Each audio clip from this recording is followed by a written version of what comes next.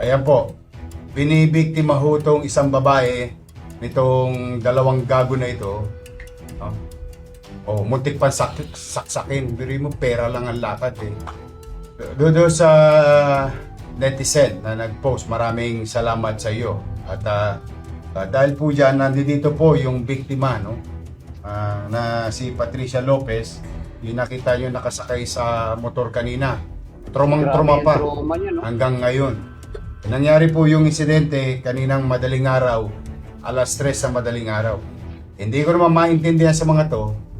Kala yata nito mga to, joke kami.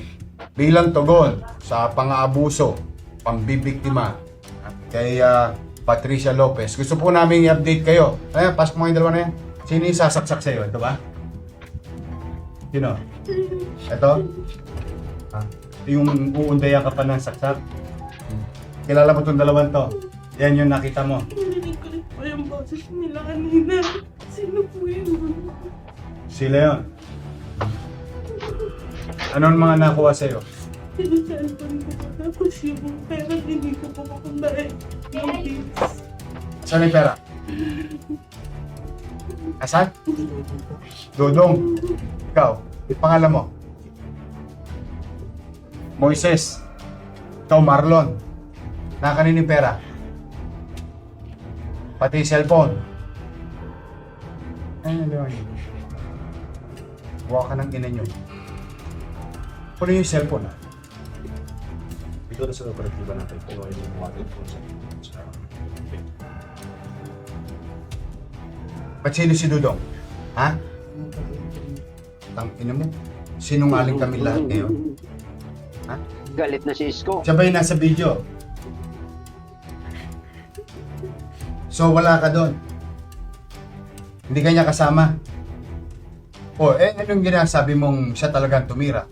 Putang ina nyo, sasaksakin nyo pa yung babae eh. Panginig kayo ng laman eh. Ano si Dudong? Doon nyo piniprenda lahat ng ninanakaw nyo. Anyway, muli, kami humihingi ng pasensya sa iyo na nangyari sa iyo yan dito sa Maynila. And I hope today, we brought you justice. Huwag mong patatawarin itong mga to ha. Papailan ng complaint to. Huwag mong, hindi na to Sana po. marami pang bibiktima yung katulad mo Trauma to. po yun. Ha? Trauma sa akin. I know. Grabe kawawa yung babae. I know, I can feel it. Ha? Pero para matagumpay kami mapapayapang Maynila, ang mga complainant dapat hindi umaatras. Ha? Huwag mo patatawarin ito ng to. Grabe, no?